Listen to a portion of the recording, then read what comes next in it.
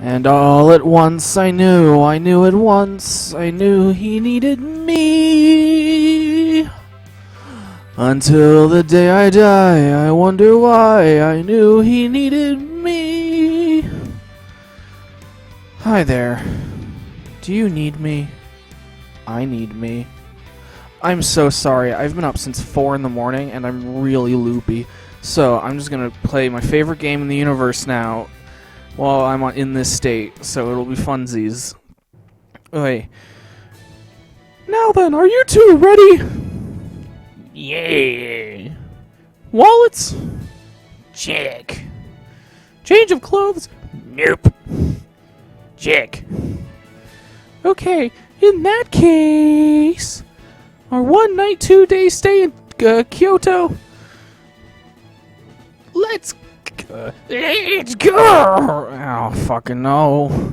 I try to be funny, but I'm not. Why am I not funny? Now, as for our itinerary from Tokyo to Kyoto, we'll get on the Shinkansen from here at Tokyo Station. The Shinkansen! Oh my fucking god! Oh my fucking god! Man, what is it? Are you that fired up about riding a fucking train? Of course I am. It's the Shinkansen, the Shinkansen, the Shinkansen, the Shinkansen, the Shinkansen, the Shinkansen, the Shinkansen, the Shinkansen. Not only is it the fastest train in the world, but you can't deny that it's the safest, most technologically advanced train out there.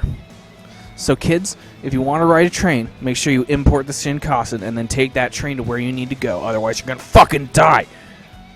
Where is it really? It sure is. I mean, I've been hoping to ride the Shinkansen at least once. Wow, I'm really looking forward to this. Oh my fucking god! You've been on a plane. It's the same thing, just on the ground.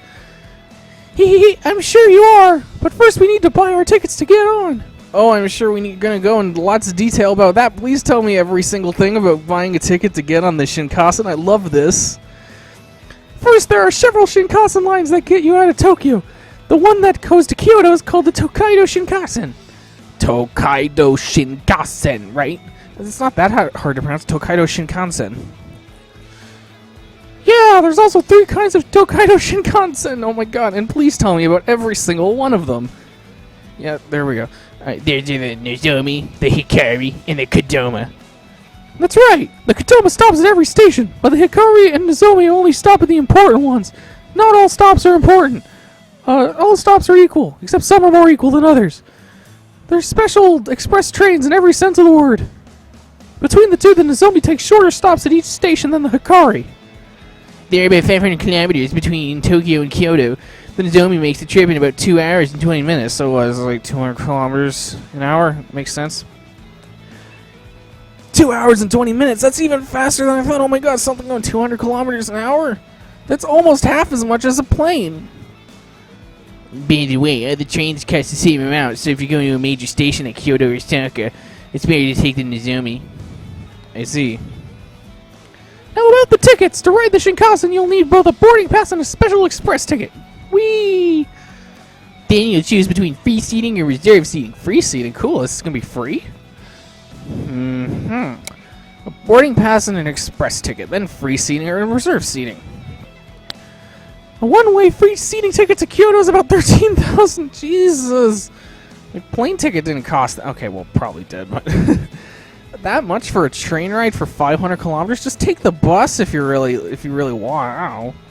Save some money. 500 kilometers isn't that far.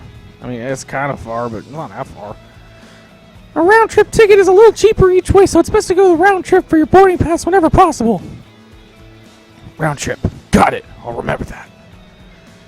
Now, when you buy them in Japanese JR stations, there are ticket counters called Midori no Madoguchi. Larger stations just use vending machines. That just seems much simpler than the Midori Madoguchi thingy. Fuck. Also, at some stations, you can purchase tickets from the travel agency counters. That's right, when you're using a rail pass, you can't use the Nozomi, so be careful. Well, that just seems like fucking unnecessary border of entry. Goddamn. I can't ride the fastest train. Well, fuck you. If you go to a travel agency, you can sometimes buy them with a bundle with a hotel reservations at a discounted price. Nice. Man, I should have done that. Wow. Alright, Oni-chan, when we go to Kyoto, make sure our seats are... I got it. On the right side, right? Yeah, how do you always know what I'm thinking, Oni-chan? I can read your mind.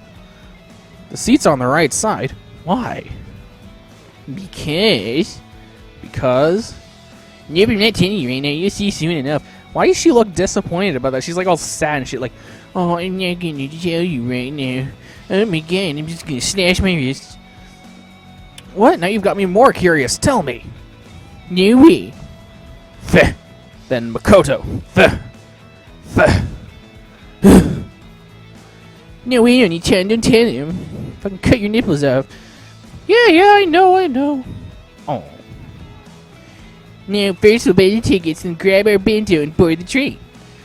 We're buying bento before we get on the train? Yeah, you've never heard of packing a lunch onto a trip, you dumbass? Of course, there used to be restaurant cars on the Shinkansen itself. But as travel times got faster and faster, train companies stopped doing it because there was less of a need to eat a full meal on the train.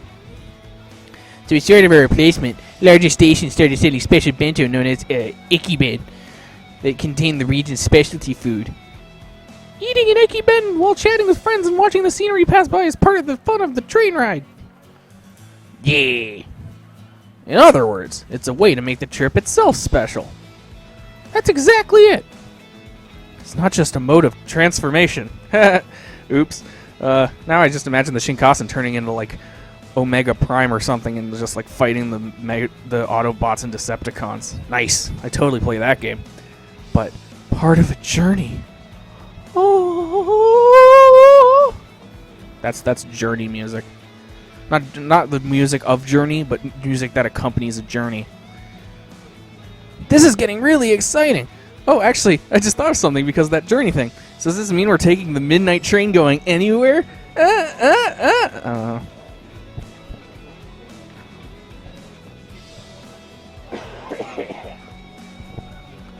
So we just bought our bento and got through the gate. Now we wait for the Shinkansen to arrive.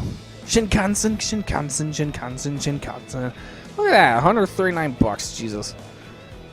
Hey, you're like excited like a little kid. But, it's here.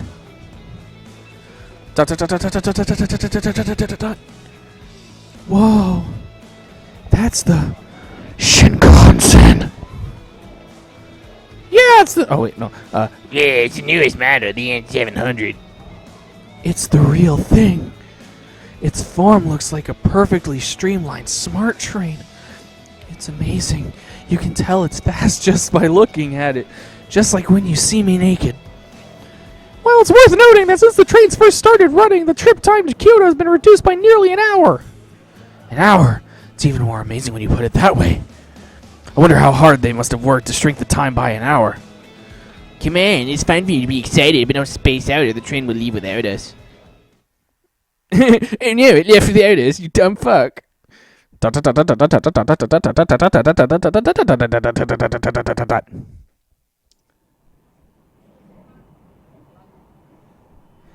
have you calmed your titties a little? Huh? You're insane. I've been calm this whole time, God. Please, you're insane is my line. I'm not insane. Everyone else is insane. Oh, that's not a very good word. You've been spazzing out since we got on the train. We've been on the train for 40 minutes now, and you've been acting crazy this whole time. I am not. Don't say you're not spazzing. Come on, let him be. There's nothing wrong with him enjoying himself, right? Yeah, I mean, like, this is totally amazing. These seats are so comfortable. You can recline them so far.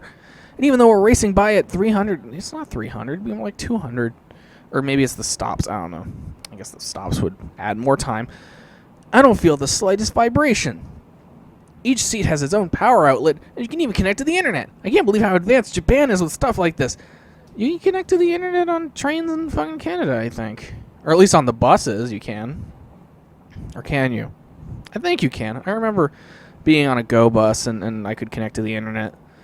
I mean, it was a newer model, I think, but still. See, you're totally spazzing out right now. Now, stop saying that. It's not very tasteful. No, enough with the flirting, you two.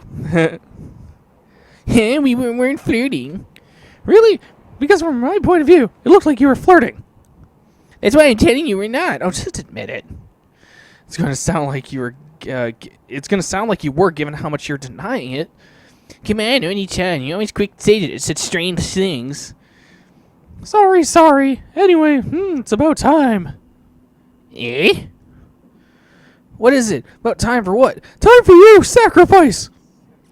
Remember earlier when I asked for seats on the right side of the train? You're gonna learn soon now why. Then just like a bird comes and picks his eyeballs out. Ah, it's in sight! You too! Look! Ah.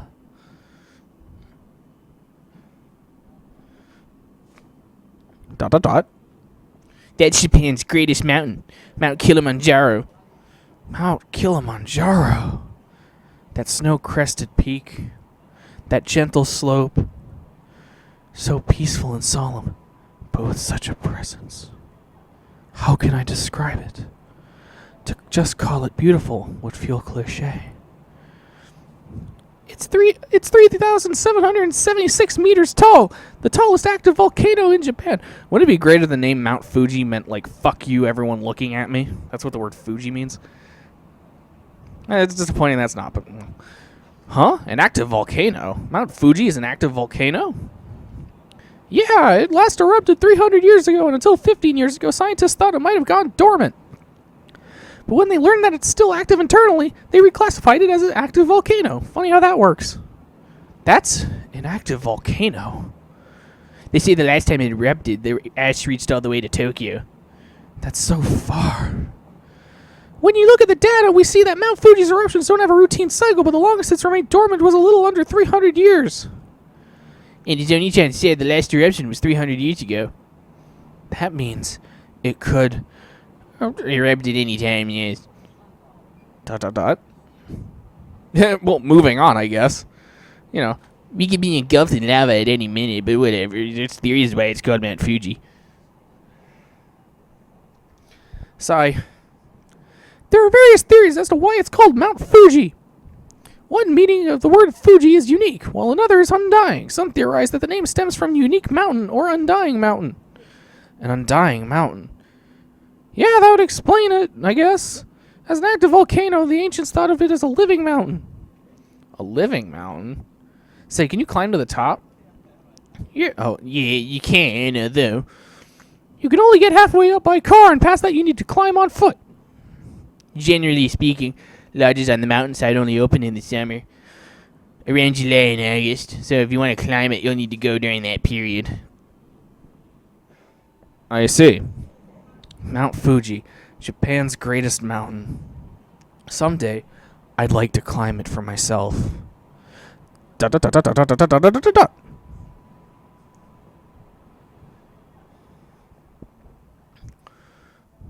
Thank you for riding with us today. Kyoto, please be sure to collect your belongings before you disembark. Oh.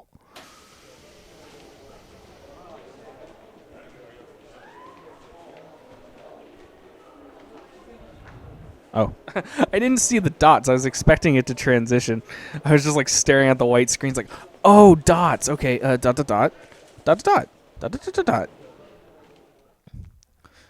Wow, look at it. It's so boring. And we're here. This is Japan's old capital, Kyoto. Kyoto was Japan's capital for over 1,000 years until it was changed over to Tokyo in 1867. For over 1,000 years. Kyoto became the capital in the year 794. Before that, Japan's government was centered in Nara Prefecture, and the capital would shift around when head of state changed. But in 794, they built a new city on this land, and it was called Heian-kyo, and its layout was based on contemporary capital of China. That city remained as Japan's capital for more than 1,000 years. Such a long time, huh? But... what's wrong? What year did the Edo period start? In 1603. Wasn't Tokyo the center of the government during the Edo period? In that case, Kyoto should have stopped being the capital that year. Hey, you make a good point. I don't know the answer. Fuck off. It's our history, we'll live with it. It's true that the center of Japanese government was moved to Tokyo. I was going to say Kyoko. During the Edo period. But while the shogun had real power in the Edo period, the formal head of the government was not a shogun himself, but the emperor here in Kyoto. So even during that time, the Japanese government was technically centered in Kyoto. And even when they officially moved to Edo, Kyoto and Osaka continued to grow as if they were still next door to the capital, right? That's right. I see. So you could say Kyoto is the city that maintains the traditions, forms, and cultures of Japan's good old days. You know, before the whites came. I see. I guess Kyoto is the first thing I think of when it comes to traditional Japanese culture. But still. You'd rather be in town for yourself instead of listening to our lectures, right? Yes, I would. Thank you for fucking noticing. How did you know that? Because we can read your face like a book, and it looks like 50 Shades of Grey. Yeah, especially when you're thinking perverted things. No way. Response like that. Wait a minute. You mean you do think of those things? I'm a fucking human being. Of course I do. Goddamn, read some Freud. No, that was just an automatic response is all. What are you saying? Fuck off. Are you saying we're lacking womanly charms? What are you talking about? Do you want me to think those things or not? Oh, you idiot. Of course I don't want you to think about it, you perv. I told you I'm not. Come now, Aki-chan, let's put this strange quarrel to rest. Yes, please. Thank you, Makoto. You're the fucking voice of reason. Concerning the earlier issue, it's no wonder you're more interested in the modern town. Kyoto's still a major metropolis, after all. I can't stop loving you.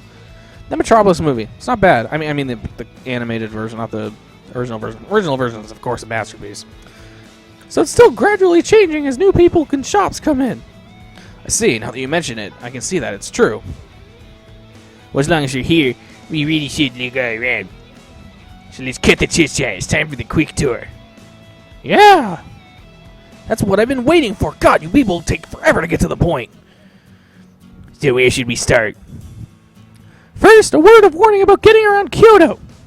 Getting around Kyoto? Yeah, Kyoto's dotted with all kinds of temples and shrines, so it's surprisingly difficult to get around. Easiest method is the bus line managed by the city bus. Oh, well, that makes sense. But, I'm not good with those. You get motion sickness. It's not as if we're going to be on them for very long, though. Don't worry. I think that was the sound of Makoto and Akira going into the teleporter together from Star Trek and coming out as one like giant malformed lump of flesh. Kind of like Akira, actually. And I pronounce male Akira and female Akira differently. I don't know why. I just do. The city bus has a day pass that allows you to ride as much as you'd like for 500 yen. So here's your portion. Oh, thanks. That's my only chance, so well prepared. Tourists mostly use the 100, 101, and 102 bus lines because there's a lot to see alongside them. Who cares? Oh, it's still going. Lately, the buses that tourists use most often have been easily distinguishable car designs and gimmicks, so let's use the buses a lot. Yay.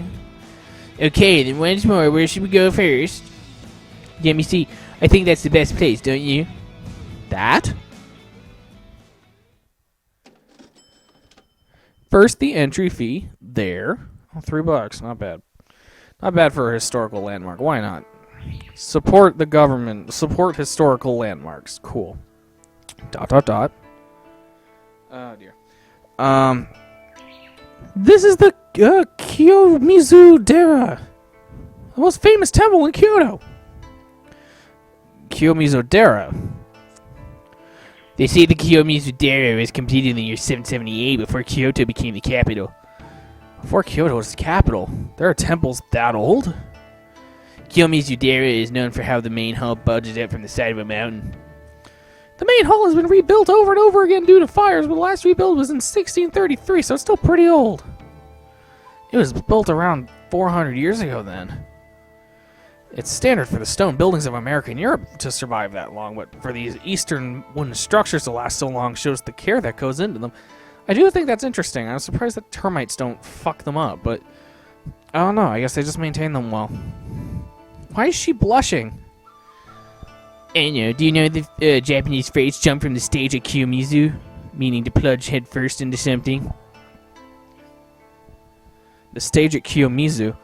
It refers to this building? Yeah, apparently if you gather up your courage and jump from here, your wish will come true. They say in the old days, many men really would make the jump to show their determination. From here? But that's like really far down, man. It's like 5 feet. Yeah, they say some people died trying it. Well, they shouldn't have jumped head first. Honestly, men are such idiots. I can't help but agree with you there. Well, you know, you are prime example number one.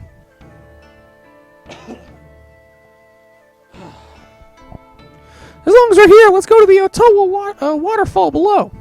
The Ottawa waterfall? Yeah, it's a smart waterfall consisting of 3 narrow streams. The waterfalls existed for over 1,000 years, and back then people said the water would confer wealth or long life, and they loved it. It was like a fountain of youth. Fountain of youth? Holy shit, let's check it out. I don't think it works, dude. Otherwise, this might be like on the news.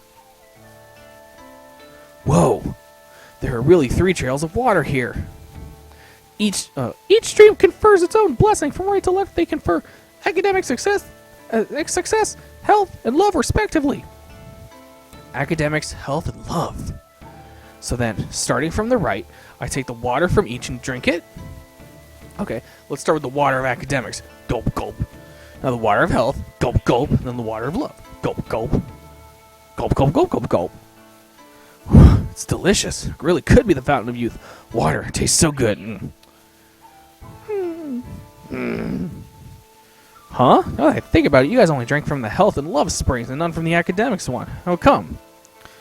Right. Yes. What? You both look so serious. Look at that serious face on Makoto's face. Yeah, she looks serious. She's smiling her fucking ass off and looking at me like smug son of a bitch. And Akira's just like smiling. That's not serious. The truth is, it said that anyone greedy enough to try to drink from all 3 rivers will be denied their blessing. What? Wait, is that true? Yeah, I'm sorry to say. No way. Why didn't you tell me that before? Because it wouldn't have been as funny.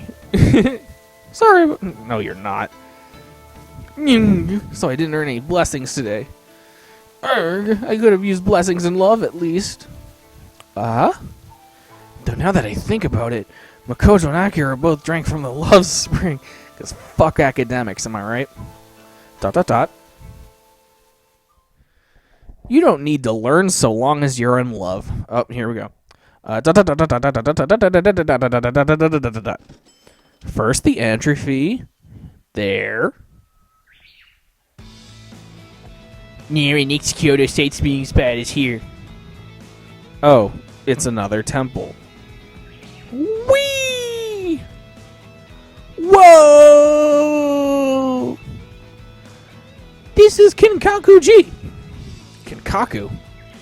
The kin in Kinkaku is a reference to the grand golden color of the temple, but that's just its nickname. What's its real name? I know, it's Rokugan-ji, right? That's right. You really know your stuff, Aki-chan. Hold your applause until the end. I still know a lot more stuff about the Rokugan-ji. Why don't you tell us about it, Akira? Okay. Hey, leave it to me. Whoa, shit, IMAX. Christopher Nolan would be proud. The fact is that there was already a temple here in the 13th century, but the noble who commissioned it was put to death for conspiring against the emperor, and it fell into ruin. Then around the end of the 14th century, the shogun Ashikaga Yoshimitsu fixed it and built a new temple, which he called the Rokugan-ji. Wow, is that what really happened? Yeah, she's exactly right. I know the story fucking verbatim. Wait a minute, why are you asking Oni-chan for confirmation? No reason. I just wanted to be sure.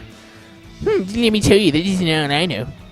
I also know that when the temple was completed, the grounds around it were larger and it completely burned down once.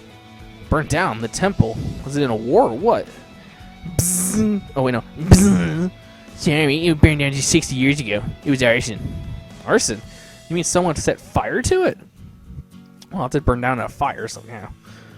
Yeah, in 1950, by young monks still in training. A monk committed arson? That's kind of funny, actually. That's right. The temple was already a famous national treasure at the time, so it caused a huge stir. I see. That makes sense. Then a world-famous author named Mishima Yukio wrote a novel about it. Wait. Oh, that's, is that from Mishima Life in 4 Chapters by Paul Schrader? Or wait, is that the name? I think it is. The name of the novel is, of course, Kinkaku-ji. Actually sounds like an interesting novel. Wow, Akira, you really know a lot about the Kinkaku-ji. I told you I knew a lot about it. So have you read the novel? No. Oh dear. Mishima Yukio's Kinkaku-ji has been translated into many other languages, so you should really read it if you get a chance. This thing is vouching for fucking reading more than the page master. Sure I will. He probably wrote it after visiting the place for himself, so it should be more interesting now than if I had read it beforehand. I'll be sure to look around for it when I get home. Wink. I think I might try to read it when I get home, too. Hehe, I see. I think you would get a lot out of it, Aki-chan. The Kinkaku-ji, huh? The walls are covered with gold leaf, so it's as gold as the name suggests. I'd heard that ancient Europe referred to Japan as Japan, the land of gold. Looking at this, I can see why Marco Polo would have felt that way. And look, there's even a little river, so you can play Marco Polo.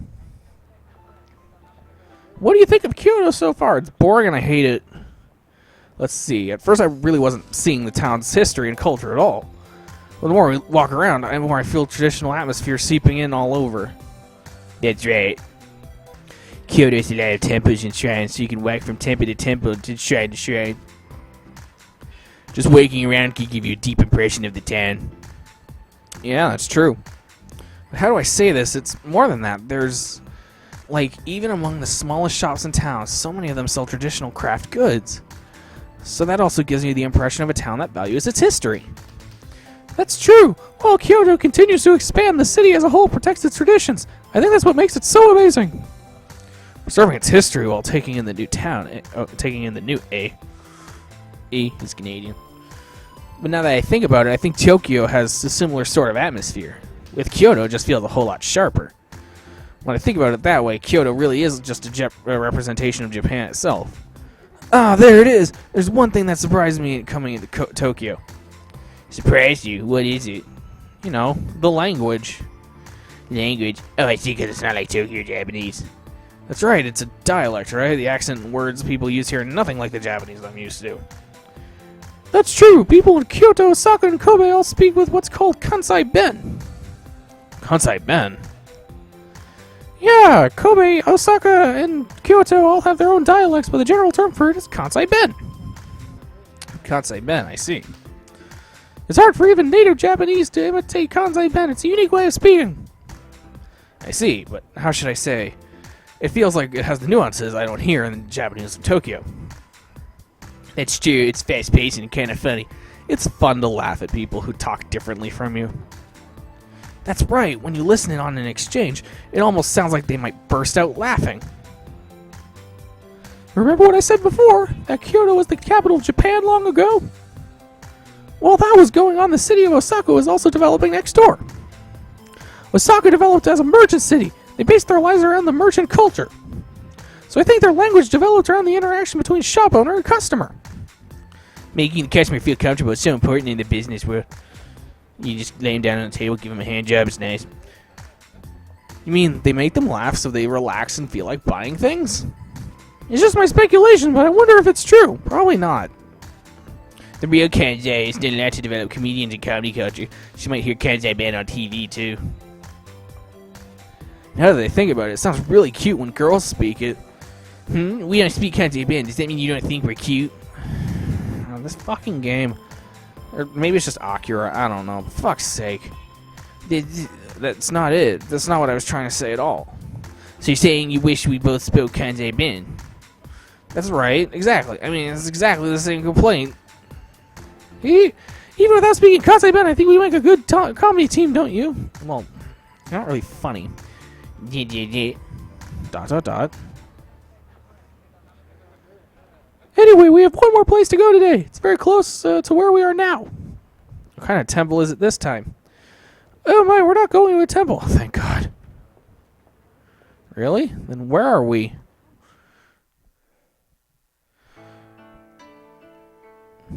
This is the porno district. Today, this is Kyoto's premier entertainment district, Gion. Wow, the buildings have an older, more refined feeling to them. Gion is the gateway to the Osaka Shrine, so it's basically a town that popped up on the way through there. The name Gion comes from the fact that the Osaka Shrine was once known as the Gion Shrine. I see, so there's something on this street. Like what? Oh, it's a beautiful street and has a refined atmosphere, but isn't there like a famous building or something? Yeah, there's nothing like that here, but in its place. In its place? Hey, look there, walking towards us. Walking?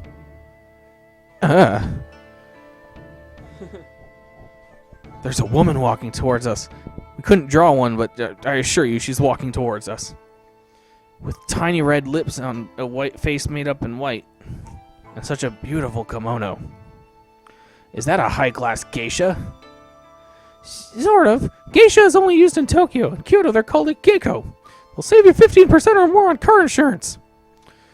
Geiko? Yeah, and young apprentice geiko are also known as maiko. She looks young, so she's probably a Maiko.